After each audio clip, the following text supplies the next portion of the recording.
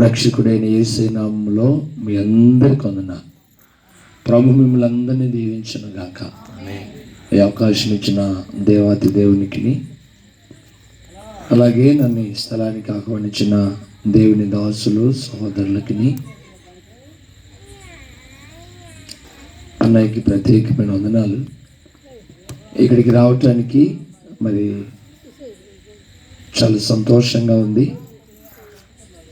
మేము ఎట్లాగా కలవట్లేదని దేవుడు మమ్మల్ని ఈ రీతిగా కలిపాడు. స్తోత్రం చెల్లిద్దాం. ఇంచుమించుగా మరి 2015 14 13 14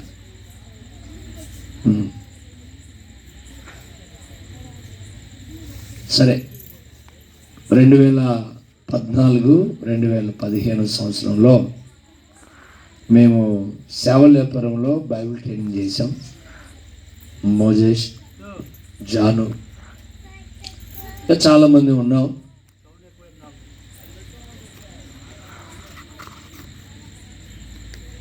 ఏంటంటే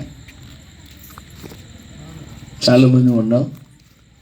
మరి మొత్తానికి మరి ఈరోజు ఇక్కడికి రావటానికి దేవుని మహాకృప. ఏదేమైనప్పటికీ ఈ పరిసర ప్రాంతాలలో దేవుని నిమిత్తమై రాకటకు అనేకులను ప్రభు సిద్ధపరచాలని దైవ సేవకుల యొక్క ఆశ, కోరిక, తపన.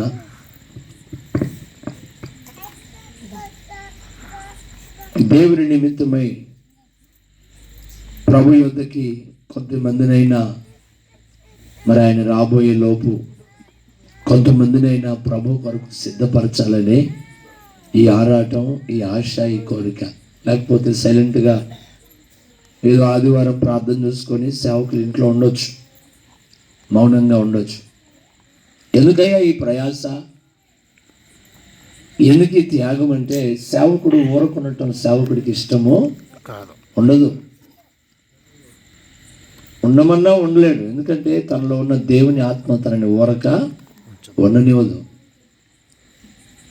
దప్పిక గల వారికి, ఆకలి గల వారికి దేవుని వాక్యము ద్వారా వారికి ఆకలి తీర్చబడుతూ ఉండాలి. స్తోత్రం.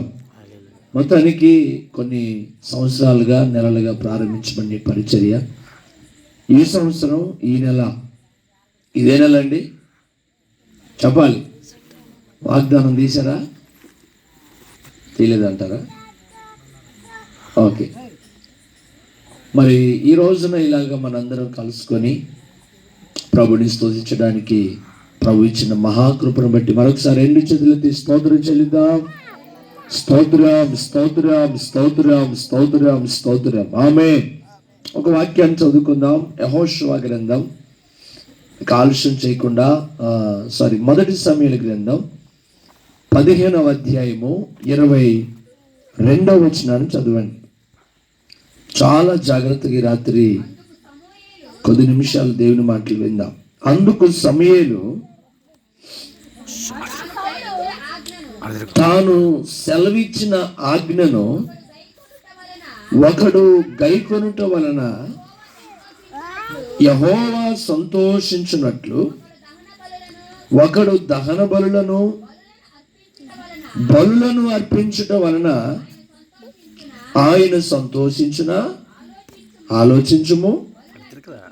బలులు అర్పించుట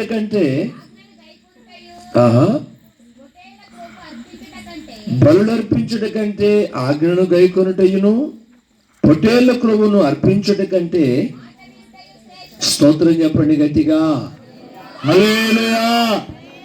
నా ప్రియమైన దేవుని పిల్లలారా, ఈరోజు ఇక్కడ మనకు కావలసిన మాటను పట్టుకుందాం. బైబిల్ గ్రంథం చదివిస్తూ ఉంది, ఒకడు దహన బలులు అర్పించుట వలన ఆయన సంతోషించునా. ఆలోచన చేయండి. పొట్టేళ్ళు, క్రొవ్విన దూడలను, ఎడ్లను, గోవులను తీసుకొచ్చి బలర్పిస్తే దేవుడు సంతోషపడతాడా? లేదు. సమాజం పరిస్థితి ఎలాగుందంటే, మేము ఎలాగున్నా పర్వాలేదు కానీ దేవునికి ఏదో ఒకటి ఇస్తే మమ్మల్ని బట్టి సంతోషిస్తాడులే అనుకుంటున్నాడు మనుషుడు. కానీ ఈయన నీలాంటి నాలాంటి మనసు కలిగిన వాడు కాదే కాదు. నీ ఆలోచనలు వేరు, దేవుని ఆలోచన వేరు. మన ఉద్దేశాలు వేరు, దేవుని ఉద్దేశాలు వేరు. అయితే ఇక్కడ కావలసిన మన మాట ఏంటి అని మనం జ్ఞాపకం చేసుకు ఈరోజు పాఠంగా, ప్రియమైన వాళ్ళరా, ఆలోచించుము, బలర్పించడ కంటే ఆజ్ఞ గైకొనుటయు పొటేలు క్రమును అర్పించుట కంటే మాట వినుట శ్రేష్టము. స్తోత్రం. ఈరోజు దేవుని మాట వింటే చాలా మంది జీవితాలలో ఆశీర్వాదాలు పొందుకోకపోవడానికి కారణం, చాలా మంది జీవితాలు దీవెనకరంగా ఉండకపోవడానికి గల కారణాలు ఏంటంటే మందిరానికి వెళ్తారు.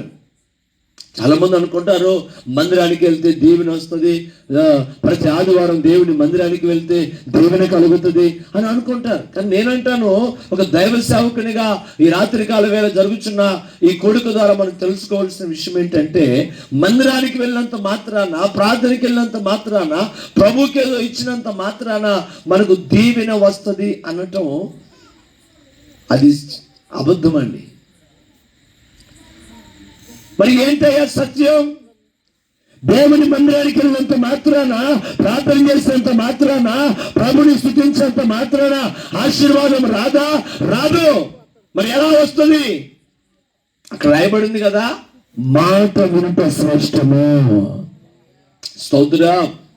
రాత్రి ఏ మాట వినాలి? లోకంలో చాలా మాటలు ఉన్నాయి, భయంకరమైన మాటలు ఉన్నాయి, మాయ మాటలు ఉన్నాయి. ఉన్నది లేనట్టుగా, లేని ఉన్నట్లుగా కల్పించుకునే కల్పనా కథలతో కొన్ని మాటలు ఉన్నవి. ఈరోజు ఆ మాటల గురించి చెప్పట్లేదు, కానీ బైబిల్ గ్రంథంలో మాట వినుట శ్రేష్టం. ఏ మాట? దేవుని గురించిన మాట. చెప్పండి, ఎవరి గురించిన మాట? ఏమో ఈ రాత్రి ఎందుకు ఇక్కడికి వచ్చాం మనందరం?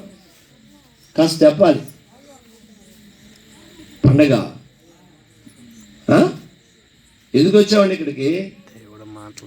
ఇప్పుడు వెళ్ళి పడుకుంటే కమ్మటి నిద్ర పట్టింది. ఒక నిద్ర అయిపోయేది టైంకి, రెండో నిద్ర స్టార్ట్ అయ్యేది. కానీ ఎందుకు ఇక్కడికి వచ్చాం? ఏదో ఒక మాట పొందుకుంటే ఆ మాట ద్వారా మన జీవితాల్లో మేలు కలుగుతుంది. స్తోత్రం. నిజమండి, మాట వినడం శ్రేష్టం. బైబిల్ గ్రంథంలో మాట వినటం వలన కొందరి జీవితాలలో ఆశీర్వాదాలు జరిగినాయి. మాట వినటం వలన కొందరి జీవితాలలో అద్భుతాలు జరిగినాయి. ఈ రాత్రి వేళ కొద్ది మందిని మీకు పరిచయం చేస్తాను. చదువుకుందాం దేవుని వాక్యంలో. మాట వినటం వలన జరిగిన మేలులేంటో కొన్ని విషయాలు చూద్దాం. మొదటి సమూయేలు గ్రంథం, యెహెజ్కేలు గ్రంథం 37వ అధ్యాయం 4వ వాక్యం. చదువుకున్న మూల వాక్యాన్ని చాలా జాగ్రత్తగా మీరు జ్ఞాపకం చేసుకోనండి. దేవుని వాక్యానికి వెళ్ళిపోదాం. 37వ అధ్యాయము 4వ వచనం.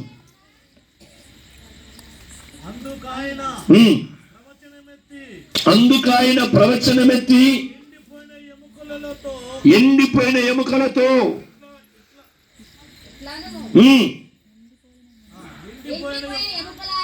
ఎండిపోయిన ఎముకలారా. స్తోత్రం చెప్పండి కాస్త గట్టిగా. మరొకసారి చదువు బిగ్గరగా. ఏమంటున్నాడండి? ఏమా మీరేమన్నా ఇంటికాంచి వచ్చేటప్పుడు మౌన వ్రతం ఏమన్నా పాటించారా?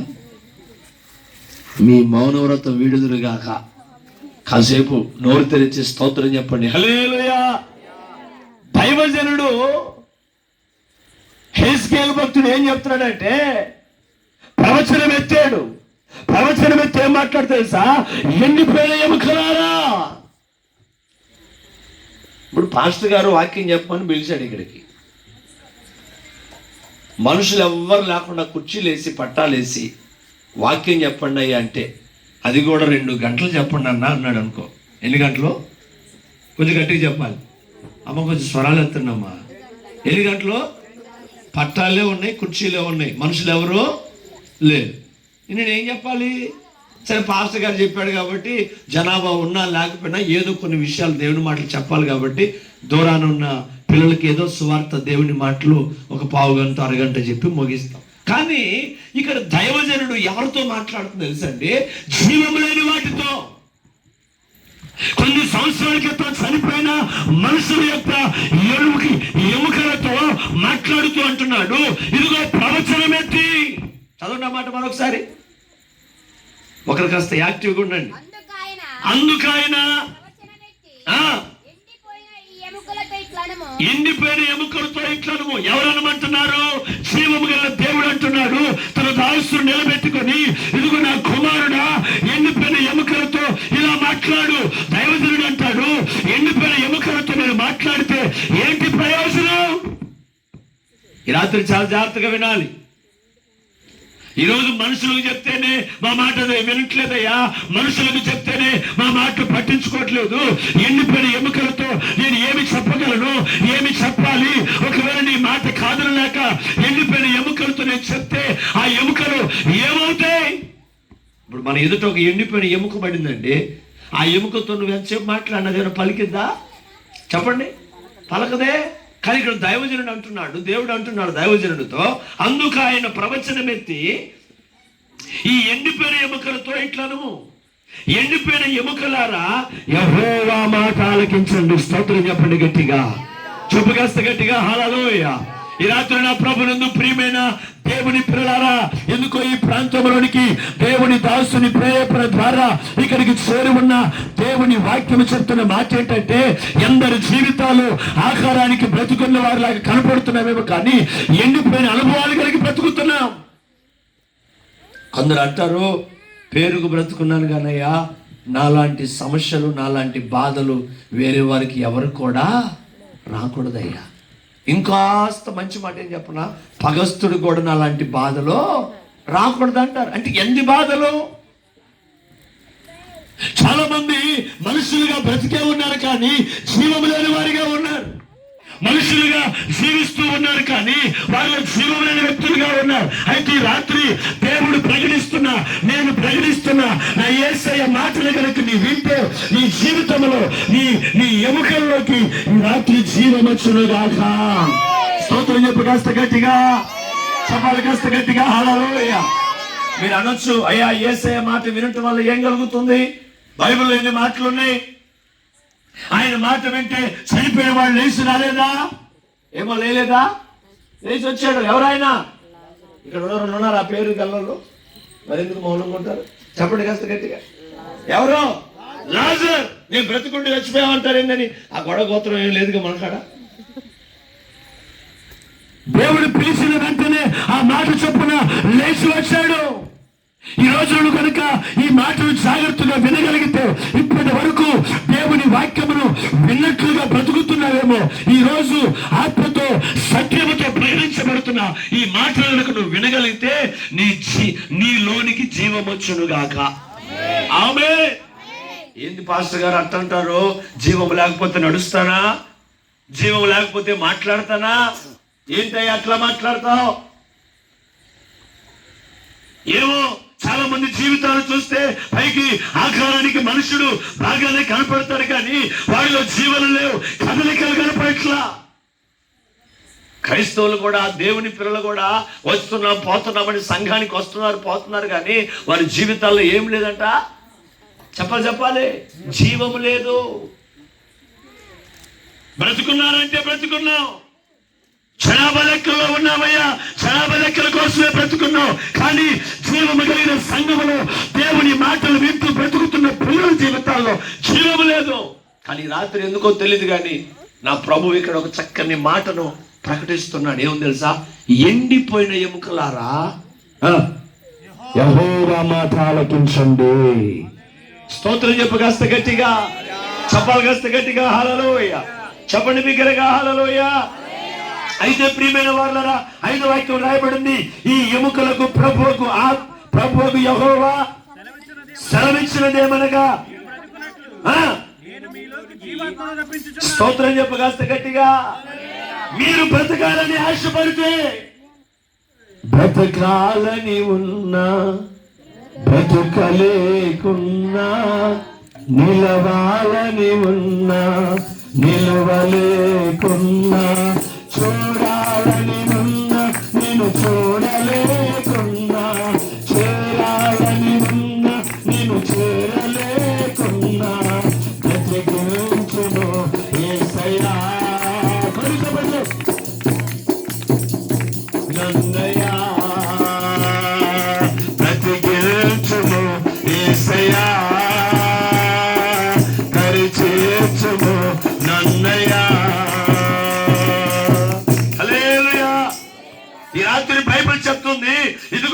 నీలోనికి నా దేవుని జీవాత్మ వచ్చునుగాక. ఎప్పుడండి? దేవుని మాట విన్నప్పుడు. ఏ మాట విన్నప్పుడు అంట? కాస్త గట్టిగా చెప్పాలి. ఇలాగే ఒక ఆమె మందిరంలో ప్రార్థన జరుగుతుంటే వచ్చిందంట. ఆమెకు నిద్ర అంటే ఆసక్తి అంట. ఏంటి? నిద్ర రావటం బైబిల్ పక్కన పెట్టింది, నిద్రపోయింది. ఆ బైబిల్ పెట్టినప్పుడు దైవజనుడు మైక్ పట్టుకుని అన్నాడంట, అమ్మా అందరూ వచ్చారా అన్నాడు. ఆ ఒక్క మాటే చెవిన పడింది. తర్వాత అడిగిపోయింది, కొంచెం గట్టిగా చెప్పండి అమ్మా, మా సంఘం ఎట్లా చెప్పరు, గట్టిగా మాట్లాడతారు. నిద్రలోకి వెళ్ళింది. మరలా ఆ యొక్క పొడిచేసరికి నిద్ర లేచింది. కరెక్ట్గా నిద్ర లేచే సమయానికి అందరూ కూర్చున్నారా అన్నాడు. మళ్ళీ అంటే అక్కడికి వెళ్ళింది, నిద్రలోకి వెళ్ళింది. అందరూ ఇంటికి వెళ్ళిపోయేటప్పుడు ఎవరో పోత కాలు తగిలిచ్చారంట. ఆమె కూడా లేచి ప్రార్థన అయిపోయిందని బైబిల్ తీసుకొని ఆమె కూడా బయలుదేరి. ఈ పాస్టర్ గారు అన్నాడు, అందరూ వెళ్ళిపోతున్నారా అన్నాడు. మొత్తం ఎన్ని మాటలు ఉంది? 1 కొంచెం చెప్పండి అమ్మా. 2 కూర్చున్నారా. 3 వెళ్ళిపోతున్నారు. ఎక్కడండి ఆ 3 మాటలు? చర్చిలో ఎక్కడుంది? మందిరంలో. దేవుని మందిరంలో. ఎవరు చెప్తుంటే? సేవకుడు చెప్తుంటే, దైవజనుడు చెప్తుంటే వింది. మనకు నవ్వులాటుకుందేమో, కానీ 3 విషయాలు ఆమె జీవితంలో ఒక రాత్రి భయంకరమైన ఆపద నుంచి దేవుడు ఆ 3 విషయాలతో తప్పించాడు. స్తోత్రం చెప్పు. 1 ఏంటి? వచ్చారా. 2 కూర్చున్నారా. 3 వెళ్తున్నారా. వెళ్ళిపోయింది. ఆ ఇంట్లో భర్త ముసలాయన ఉన్నాడు. ఏమా ప్రార్థనకి వెళ్ళొచ్చావా అన్నాడు. వెళ్ళొచ్చానయ్యా. ఏం చెప్పాడు ఈరోజు పాస్టర్ గారు అంటే, ఏం తెలుసు? ఏం తెలుసమ్మా? ఏం చెప్పండి. మంచి విషయాలు 3 చెప్పాడయ్యా అన్నాడు. మంచి విషయాలు ఏంటి చెప్పమ్మా అంటే, అందరూ వచ్చారా అన్నాడు. ఈ లోపు దొంగోడు ఆ ఇంట్లో కన్నం వేయడానికి వచ్చారట. ఒక 2-3 దొంగలు వచ్చారా ఇంటికి. కన్నం అరే ముసలోడు రా, వీళ్ళ దగ్గర కాస్త బంగారం ఇదంతా ఉంటుంది, మనం వెళ్ళిపోదాం. రాత్రి కాపు కాసి ఇంటి చుట్టూ 3 చేరారట. కరెక్ట్గా ముసలాయన చెప్తుందంట, ఏం చెప్పాడు పాస్టర్ గారు అంటే, అందరూ వచ్చారా అన్నాడు. అయ్యా అన్నాడట. ఈ మాట ఎవరు విన్నారు? చెప్పాలి కాస్త గట్టిగా. దొంగలు విన్నారు. అరే ఇంట్లో ఉన్న మనల్ని చూశారు, కూర్చొని రాన్నారట. 2వ మాట చెప్పిందట. ఇంకో మాట ఏం చెప్పాడు పాస్టర్ గారు అంటే, కూర్చున్నారా అన్నాడట. ఈ దొంగలు అనుకున్నారంట, అరే ఈ ముసలోళ్ళు మనల్ని అసలు ఎందుకైనా మంచిది, ఇంకో వారం వద్దాం, పదండి అని పోతుంటే అందరూ వెళ్ళిపోతున్నారా అన్నాడట. స్తోత్రం చెప్పు గట్టిగా. ఆమె సరదాగా ఉన్న ఆ ఇంటిని ఆ రాత్రి దొంగల చేతుల్లో పడకుండా కాపాడుకుంది. స్తోత్రం చెప్పండి. 1 కోటి రూపాయలు మాట చెప్పి వెళ్ళిపోతాను నేను. బిడ్డలారా వినండి. దేవుని సన్నిధిలో దైవజనుడు నిలబడి మాట్లాడుతున్నప్పుడు దైవజనుని మాటగా తీసుకుంటే నువ్వు ఎంత కాలం ఉన్నా దీవించబడవు. బా మా పాస్టర్ గారు ఏం చెప్పాడురా, ఏముంది మీ పాస్టర్ గారిలో, వినుకొండ నుంచి వచ్చిన పాస్టర్ గారిలో ఏం చెప్పాడు? ఏం చెబుతాం మేము? సేవకుడు పలికిన ప్రతి మాట దేవుని మాటగా ఎప్పుడైతే నువ్వు తీసుకుంటావో, ఇది మా అయ్యగారి ద్వారా, మా దేవుని దాసుల ద్వారా, మా సేవకుల ద్వారా ఈరోజు దేవుడు మాతో మాట్లాడాలని ఎప్పుడైతే నువ్వు గ్రహిస్తావో నీ జీవితంలో కార్యము జరుగునుగాక. ఇక్కడ ఒక దైవ సేవకు నిలబెట్టినట్టున్నాడు. ఎండిపోయిన ఎముకలారా, మీరు యెహోవా మాట ఆలకించండి. ఎవరి మాట ఆలకించాలంట? మనుషుల మాట కాదు. ఈరోజు మనుషులు ఏం చేస్తారు తెలుసా?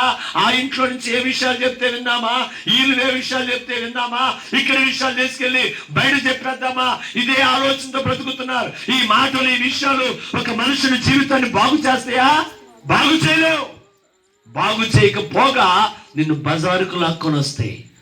ఫలానా విషయం నువ్వు చెప్పావంట కదా, రానిడు సాక్ష్యంగా పిలుస్తున్నా. వెళ్ళిపోయాడు, సాక్ష్యం చెప్పింది.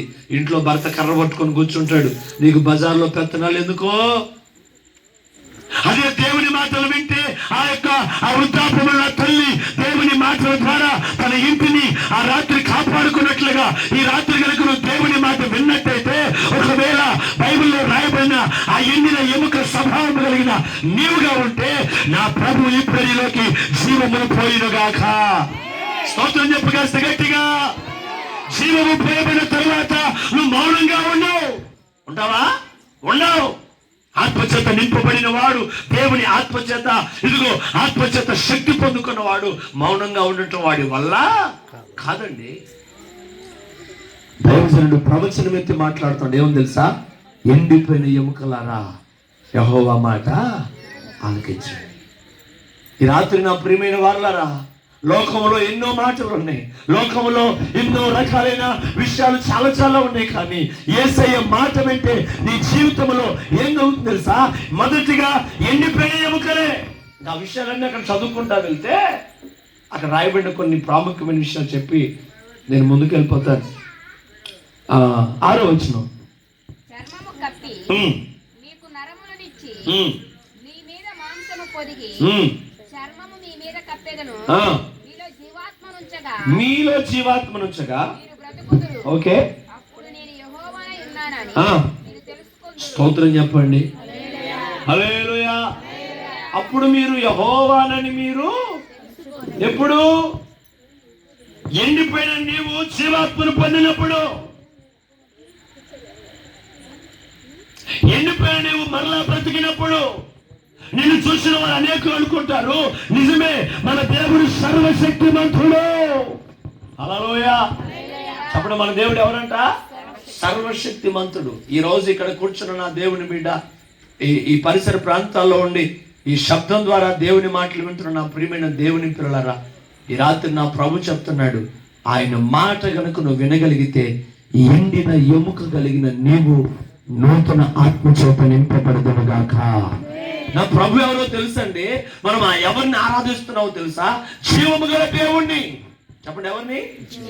నాకు దైవ సేవకులు ఆరాధనలు అంటున్నారు. ఏం తెలుసా? నేను ఆరాధిస్తున్న దేవుడు ఎవరు? యోబు గారు ఏమన్నారండి?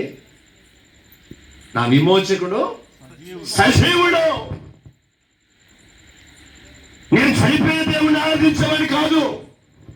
నేను ఆరాధిస్తున్న దేవుడు ఎవరి అంటే చనిపోయిన వాడు కాదండి. చనిపోయి తిరిగి లేచి మరణపు ములను విరిచి 3వ దినాన తిరిగి లేచిన సర్వశక్తిమంతుడు. హల్లెలూయా. చెప్పాలి కాస్త గట్టిగా. ఆయన ఎవరయ్యా అంటే సమాధులకు వెళ్ళి సమాధులను ఉండేవాడు కాదు. సమాధులకు వెళ్ళి ఆ తర్వాత లేపడానికి ఎలాగో సహాయమని ఇతరుల సహాయాన్ని కోరేవాడు కాదు. ఇంకో విషయం చెప్పనా? దేవుని పిల్లలకు దేవుని శక్తి ఏంటో తెలియాలి. అవునా కాదా? ఈరోజు తెలియట్లేదండి. దేవుని పిల్లలమే, కానీ ఆయన శక్తి ఏంటో తెలియట్లేదు. కానీ మీకు ఒక అద్భుతమైన మాట చెప్పనా? బయట ఉంటాడే అన్యుడు, ఆడికి తెలుస్తుంది దేవుని శక్తి ఏంటో. అమ్మో, మనం ఆ దేవునితో పెట్టుకోకూడదు, ఆ దేవుని పిల్లల జోలి వెళ్ళకూడదు. కానీ మనం ఆరాధిస్తున్న దేవుడు అంటే మనకు చులకన, మన విశ్వాసులు అంటే మనకు చులకన. నిందలు, అవమానాలు, వేదనలు, గొడవలు, గోత్రాలు, గందరగోళాలు. కానీ బయట ఉన్నవాడు అయ్య బాబోయ్ ఆ యేసు ప్రభు అంటే మాకు భయమండి, ఆయన అంటే మాకు భక్తి అండి. ఎందుకంటే ఆయన సామాన్యుడు కాదు, సర్వశక్తిమంతుడు. గట్టిగా చెప్పలేసేకి ఎవరంటే ఆయన? చెప్పాలి కాస్త గట్టిగా. సర్వశక్తి కలిగిన దేవుడు, సామాన్యమైన వ్యక్తి కాదండి మన ప్రభు. నా ప్రియమైన వారలారా, నా దేవుని పిల్లలారా, జీవం కలిగిన దేవుడు. ఆయన మాట కనుక నువ్వు వినగలిగితే నా ప్రభు చేసిన ఒక గొప్ప అద్భుతం చెప్పి నేను ముందుకు వెళ్ళిపోతాను. 7వ వచనం చూస్తే, ఆయన నాకు ఇచ్చిన ఆజ్ఞ ప్రకారం నేను ప్రవచించుచుండగా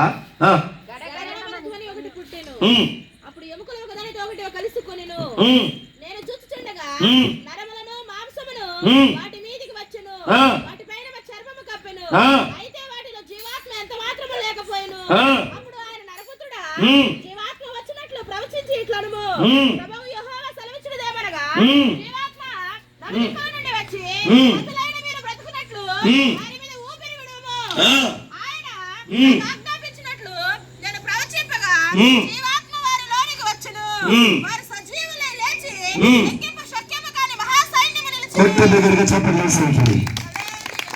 ఎలా అయ్యారంట? ముందు ఎలా ఉన్నారు చెప్పండి? ఇటు చూడండి అందరు నకల్లి. ముందు ఎలా ఉన్నారు? గుట్టలు గుట్టలుగా పడి ఉన్న ఎముకలు. ఎట్లా పడి ఉన్నాయి? ఒక లోయ. కరోనా టైంలో టీవీలో వార్తలు చూసారా? ట్రాక్టర్లతో, క్రేన్లతో, లారీలు తీసుకొచ్చి గుట్టలు పడేసి కప్పేస్తారే, ఒక లోయలో దించాడు. ఆ లోయలో ఎముకలు ఎలా ఉన్నాయంటే గుట్టలుగా ఉన్నాయి. దైవజనుడు ఎప్పుడైతే ప్రవచించడం ప్రారంభించాడో, వాక్యమును లేక దేవుని చేత పట్టుకున్న ఒక మాటను ప్రవచించడం ప్రారంభించాడో, ఆయన కళ్ళు మూసి కళ్ళు తెరిచే లోపేనట ఆయన ఎదుట లెక్కింప సఖ్యము వారి సైన్యం నిలబడింది. స్తోత్రం, హల్లెలూయా. ఈ రాత్రికి వెళ్ళి వండుకున్నావేమో, అయ్యా మేము చిన్న సంఘాన్ని కలిగి ఉన్నా, చిన్న సేవను కలిగి ఉన్నా, ఇదిగో ఈ చిన్న సేవలో, ఈ చిన్న సంఘములో ఇంత ప్రయాసపడుతున్నావని ఒకవేళ దేవుడి సన్నిధిలో వేదన పడుతూ కన్నీరు కారుస్తున్నావేమో, నా ప్రభు మాట కనుక నువ్వు వినగలిగితే నీవు చూస్తుండగానే లెక్కింప సఖ్యము గాని సైన్యముగా మీరు మార్చబడుతురుగాక. ఆమేన్, హల్లెలూయా. ఈ సేవను దేవుడు చెప్తున్న మాట తెలుసా? లెక్కింప సఖ్యము కాని సైన్యముగా దేవుడు మార్చునుగాక. ఆమేన్, హల్లెలూయా. ఎప్పుడండి లెక్కింప సఖ్యము కాని సైన్యముగా మార్చబడాలంటే? ఎప్పుడు? ఆయన మాట వినాలి. ఆయన అంతేలేండి, పాస్టర్ గారికి ఏముంది పని? ఆయన అంతే. కుర్రోడు బండి తోలుతున్నాడు, రే జాగ్రత్తరా అంటే మాకు తెలుసులే పో అంటాడు, తలకాయ కట్టుకొని వస్తాడు. అరే ఏందిరా అంటే, ఏం పడ్డా, మరి నేను ముందు చెప్పా కదరా.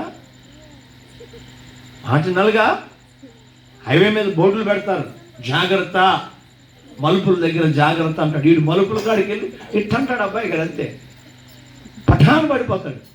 అందుకనే పెద్దోళ్ళు ఎవరికి చెప్పారా? పెద్దల మాట సద్దన్నం మూట, సద్ది మూట చెప్పాలి. సద్ది మూట, సద్దన్నం ఏమో పడేయాల్సి వచ్చిందేమో, కానీ పెద్దల మాట సద్ది. మాట వినడం శ్రేష్టమండి. ఈరోజు దేవుడి సేవతో చెప్పిన మాట చెప్పిన, ఇదిగో ఈ సేవలో ఉన్న సేవకులు కానీ సంఘము కానీ దేవుని పిల్లలు యేసయ్య మాట కనుక లోబడి ఆయన మాట వింటే లెక్కింప సఖ్యము కానీ సేవగా దేవుడి సేవను మార్చునుగాక. చూడండి, కనులారా మీరు చూస్తూ ఉండగానే ఈ సేవను దేవుడు శాఖోపశాఖలుగా విస్తరింప చేయునుగాక. చెప్పగాస్త గట్టిగా హల్లెలూయా, చెప్పండి బిగ్గరగా హల్లెలూయా. ఇదిగో ఎవరైనా గమనించండి, మనుషుల మాటలు వ్యర్థమైపోతేమో కానీ జీవము గల దేవుడు మాట ఇవ్వగా మాటలు తీసివేసే దేవుడు కాదు. ఆమేన్. ఎందుకంటే నేను మాట ఇచ్చి తప్పుకోవడానికి నరుడను కాదు. నరుడు ఆయన కాదే, దేవాది దేవుడు. అందుకనే ఒక ఆయన అడిగాడు, మోషే గారు అడిగారంట, అయ్యా నువ్వు ఎవరు అయ్యా అంటే, నేను చెప్పండి అక్క, నేను ఉన్నవాడను, ఎస్, నిన్న నేడు నిరంతరము ఏకరీతిగా ఉన్నవాడు. ఆ రోజున ఎప్పుడో చేశాడయ్యా ఎండిపోయిన ఎముకలను, ఆ రోజు కొన్ని వందల వేల సంవత్సరాల క్రితం బ్రతికించాడు. మరి ఈ రోజుకి ఆ వాగ్దానం నెరవేరుతా? ఎస్, నెరవేరుతుంది. ఆమేన్. చిన్న సాక్ష్యం చెప్తానండి. మా సంఘంలో ఏసమ్మ అనే ఒక సహోదరు ఉండేది. బాగేనండి, అందరికి వందనాలు. అందుకే నాకు నేను చిత్రం చూస్తున్నారు. వందనాలు. నాకు చెప్పానా చెప్పానా? సరే, ఇప్పుడు బాగేనండి. మళ్ళీ ఒకసారి చెప్పా కదా, చక్కగానండి. ఏసమ్మ అనే సహోదరు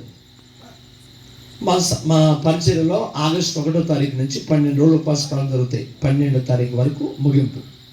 ఇంచుమించుగా ఒక 150-180 సంఘంలో ఒక 60-70 మంది ఉపవాసాలు ఉంటారు. 12 రోజులు బలిపీఠం పట్టుకొని ఇళ్ళకి వెళ్ళకుండా బలిపీఠం దగ్గరే ఉంటారు. పగలెళ్ళి పనులు చూసుకొని రాత్రి సన్నిధిలో ఉంటారు. ఉదయం రాత్రి జరుగుతాయి. ఇలా గత 7-8 సంవత్సరాల నుంచి జరుగుతుంది. అయితే ఒక సంవత్సరం పట్టబడింది దేవుని సేవలో. ఆ బిడ్డ ఎలా ఎదిగిందంటే, ఒక ఉన్నతమైన సేవకురాలు కంటే కూడా ఒకసారి మేము చూసి మాకు లేదు కదా ఈ భారం అనిపించేది. అట్లాంటి బిడ్డ కాస్త గర్వించింది. కొన్ని సంవత్సరాల తర్వాత గర్వించి సేవకు నేను ఏదైనా ఒక మాట చెప్పాను అనుకోండి, అమ్మ ఇది కాదురా అంటే, నీ మాటే ఉంది, నాకు దేవుడి మాట కావాలి. ఆకాశం ముందున దేవుడు ఏం చేశాడంటే, నీ తిక్కెట్ట కాదని దురాత్మను పంపాడు.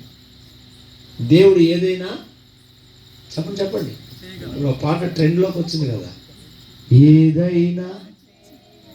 అబ్బా ఇందరు ఏం మెలకలు తిప్పి పాడుతున్నారో. ఆయన ఒక స్టైల్లో పాడితే మనోడు ఒకడు ఉన్నాడు యూట్యూబ్లో, అసలు యమా రాగాలు తెస్తున్నాడు. ఉంది కదా, ఆయన ఏదైనా చేస్తాడు. దారిలో తెచ్చుకోవడానికి ఏదైనా చేస్తాడు. నేను సముద్రంలో కూడా చెప్పండి కాస్త, నేను కొత్త మాటలు చెప్తున్నానా, బైబిల్లో మాటలే కదా. ఆయన దారిలోకి నిన్ను తీసుకురావడానికి ఎక్కడ పడేస్తాడు? ఎవరాయన? అబ్బో, యోనాను ఎక్కడ పడేశాడు? దారిలో తెచ్చుకోవడానికి సముద్రంలో పడేస్తే ప్రభువు నన్ను క్షమించాలి, నేను దారిలోకి వస్తాను, దారిలోకి వచ్చాడు. సౌలును బొక్కబారులో పడేస్తే ఎక్కడికి వచ్చాడు? ఎవడవయ్యా నువ్వు అన్నాడు ఫస్ట్. తర్వాత స్వామి నీ సేవ చేస్తానయ్యా, నీ కోసం చచ్చిపోతానయ్యా అన్నాడు.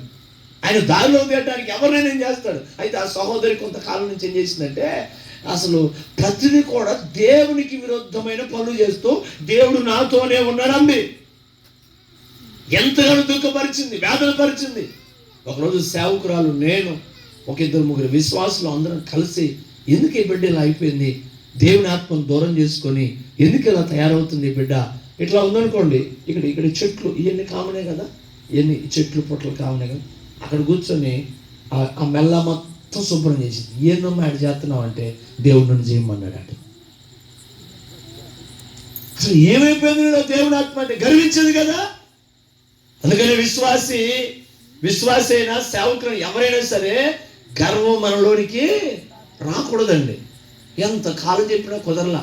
పోయిన శనివారం రోజు పరిశుద్ధాత్మ కూటమిని పెట్టి ప్రార్థన చేస్తూ ఉన్నాను, వాక్యం చెప్పాను. వాక్యం అయిపోయిన అనంతరమే దేవుడు నాతో చెప్పిన ఒక మాటని తెలుసా, నా కుమారుడా, ఒక విశ్వాసి గురించి నువ్వు అంత కంగారు పడుతున్నావే, అంత బాధపడుతున్నావే, నీకంటే నాకు ఆ బిడ్డ మీద భారం ఉంది కనుక నేను చెప్పిన మాట ఒక్క మాట చెప్పు, ఆ బిడ్డలో ఉన్న దురాత్మని ఇప్పుడే తరిమేస్తాను అన్నాడు. ఏం చెప్పాలి ప్రభువా అన్న. అందరం ప్రార్థన చేసుకుంటున్నాం, అందరు మోకాల మీద ఉన్నారు. తలలు మీ కుడి చేతిని మీ తలల మీద పెట్టుకోండి అని చెప్పారు. అందరు తలల మీద పెట్టారండి. ఆ పిల్ల దేవుని సేవకుడి మాట నేను ఎందుకన్నా తల మీద చేయబెట్టట్లా. తల మీద ఎప్పుడైతే చేయబెట్టారో అందరూ ఆత్మపూర్ణులై ఆత్మచేత నింపబడి అన్ని భాషలతో మాట్లాడుతూ అభిషేకించబడ్డారు. కానీ సాతానుగాడు ఏం చేస్తున్నాడంటే, తన చెయ్యిని తన మీద పెట్టడానికి ఇష్టపడేట్లా. పెట్టండి, చెయ్యి లేపండి, ప్రతి ఒక్కరూ తల మీద చేయబెట్టండి. నీ తల మీద చేయబెట్టిన వెంటనే నీ తల మీదకి దేవుడు అభిషేకాన్ని పంపబోతున్నాడని చెప్పేసి ఎంత చెప్పినా మన మాట పట్టించుకోవట్లా. నేను ఆత్మలో ప్రార్థన చేస్తూ ఏడుస్తూ కంఠం బట్టి నీరు పెట్టుకొని, ప్రభువా ఇంత ప్రయాసపడుతున్నాయి బిడ్డలు, కదలిక రావట్లేదు ఏంటయ్యా, ఈ బిడ్డలోకి జీవాన్ని పోయాను. కానీ ఇట కూర్చున్నాయి మోకరించిన అమ్మాయి ఇట కాస్త కాస్త కాస్త కాస్త కాస్త చెయ్యిని దేవుడు పైకి లేపి అమాంతంగా తల మీద తన చెయ్యిని తానే పెట్టుకుంది. ఎక్కడో తెలియని సంతోషం నాకేసి వెంటనే ప్రార్థన చేస్తే ఆ బిడ్డ ఏం చేసి తెలుసండి, ఆ బిడ్డలో నుండి ఆ బలహీనమైన ఆత్మ దూరం అయిపోయి బలమైన దేవుని పిల్లలారా, సేవకుడు అంటే చాలా మంది తేలిక లెక్కలేస్తారు. తేలిక చూస్తే ఆయనకి ఏం పని లేదులే, ఆయనకి ఏం అవసరం లే, మమ్మల్ని మాట్లాడుతున్నాడు, ఆయన ఇంతే మాట్లాడతాడు అనుకుంటాడు. కాదండి, దేవుడు చెప్పమంటేనే చెప్తారు దైవజనుడు. ఊరికే చెప్పరు, వ్యర్థమైన మాటలు చెప్పరు. ఈ రోజున హెజ్కేలు ప్రవక్తను దేవుడు ఒక లోన ఎందుకు ఉంచాడు తెలుసా? వారట ఇలా మాట్లాడుకుంటున్నారు. ఏమో తెలుసా? చదువుతారా మాట 11వ వచనం.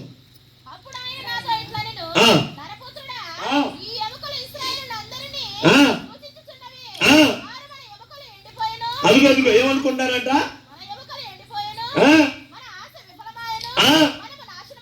చూడండి, 3 విషయాలంట. ఏమంటున్నారు? మన ఎముకలు ఎండిపోయినాయి. ఎవరు అనుకుంటున్నారు?